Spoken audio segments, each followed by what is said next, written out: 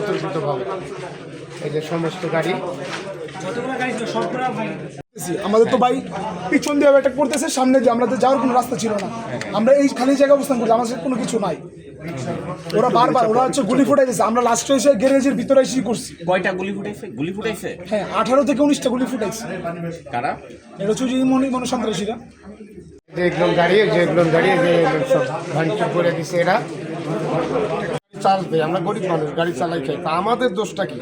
আপনার নাম কি? গাড়িগুলো ভাঙচুর করে। আপনার নামটা? আমার নাম মোহাম্মদ মেহের জামাল। আমি এখানে গাড়ি চার্জে দিই, এখান থেকে চার্জ করে নিয়ে যায়, আবার গাড়ি চালাই, আবার আমরা এখানে মাসিক ভাড়া থাকি আর কি।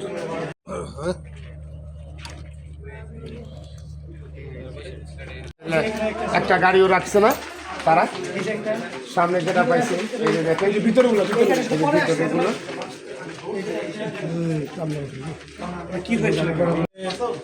সকাল 12টা থেকে 12:30 নাগাদ আমাকে বানি ভাই ফোন দিল, যেমন এসে তাজুল আসছে, ইমনের সাথে সে বসে আসছে, আমরা একটু যাই ওইখানে।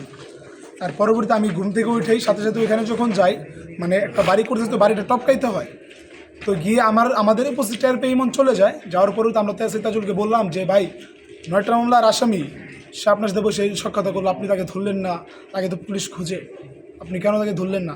তখন সে আমাকে ডিরেক্টলি বলতেছে তার নামে কোনো ওয়ারেন্ট নাই, তাকে ধরা যাবে না, এটা আমাদের ওস্তাদের নির্দেশ। পরে আমি বললাম 9টা মামলার আসামি সে, তার নামে ওই যে যেখানে বসেছিল সেই বাড়িটা কুবাইছে, আর গত 3 দিন আগে থানায় অভিযোগও গেছে, পুলিশ ইনকোয়ারি করে টাকা নিয়ে চলে গেছে, কিন্তু কোনো রিপোর্ট দেয় না। ওই মনে আছে এখনও ঘুরে প্রকাশ্যে।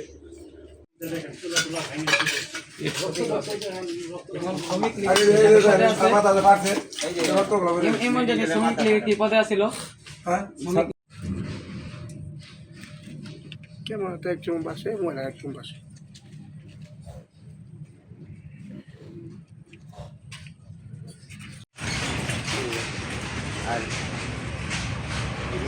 মাথা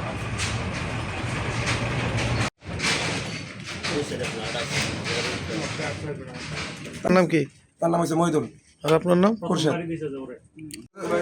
যেখানে পুলিশ আসছিল সকালে আমি গেছিলাম, যেহেতু আমি এনসিপি একজন ইউনিয়নের দায়িত্বে আছি সেক্রেটারি হিসাবে, আমি জানছি যে একটা আসামি জায়গায় আছে, পুলিশ বসে রয়েছে, এই জন্য আমি গেছিলাম দেখে তারা এই হামলাটা করছে। কোন পুলিশ ওই আসামির সাথে বসেছিল?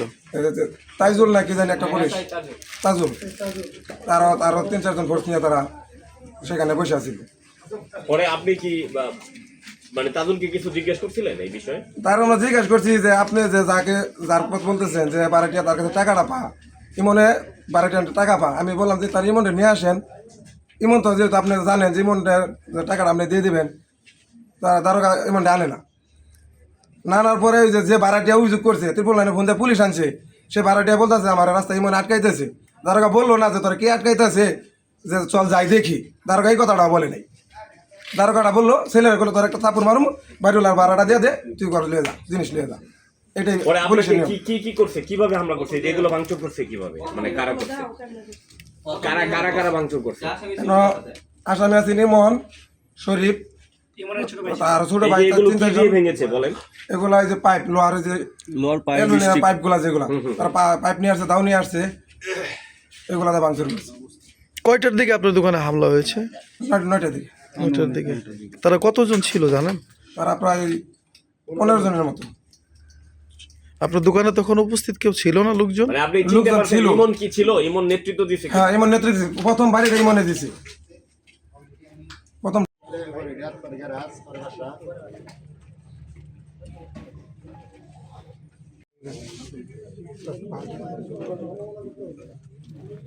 আমার ভাড়াটিয়া বাসার প্রতিটা রুমে রুমে সবাইরে পিটাইছে, তারপরে মোবাইল নিয়ে গেছে, টাকা পয়সা তাদের নিয়ে গেছে, আমার আলমারি থেকে টাকা নিয়ে গেছে।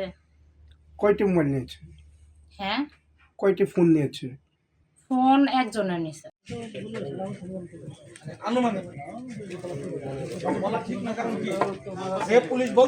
কয়েকবার থানায় গিয়ে বলা হয়েছে, তারপর বলে এজাহার লাগবে, চার্জশিট লাগবে, অমুক লাগবে, তমুক লাগবে। 9টা মামলা, এই মামলাগুলো কি আমরা দিচ্ছি? মামলা কারা দিছে? অবশ্যই প্রতিপক্ষ বা অন্য যে কেউ দিতে পারে। একটা মানুষের 9টার অধিক মামলা থাকলে তারে ধরতে এত নাটক করা লাগে কেন? এই এলাকার প্রত্যেকটা বাড়ি থেকে আমরা লোক ধরে নিয়ে বিভিন্ন লোককে বিভিন্ন মামলা না করলে ভাই সকালে সে ধরলো, তাহলে আজকে বিকালে এই কাহিনী হইতো না।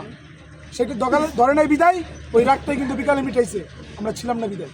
এখন আপনার নাসিরকে বলেন সে ওই টাইমে শ্রীপুর ছিল কি না, আপনার সাথে কেন তার আসতে হইলো, কেন আপনার সাথে, সে কি আপনার সাথে আসছে ভাই বলেন, আপনার সাথে আসছে না বলেন, আপনার সাথে আসছে না কেন, সে তো শ্রীপুরে ছিল, সে কেন আসতে পারলো না আগে ভাই, কেন পারলো না আসতে? আমাদের লোক ভাই রাজেন্দ্রপুর থেকে চলে আসে, আপনাদের আসতে এত লেট লাগে? এর উপরে আমি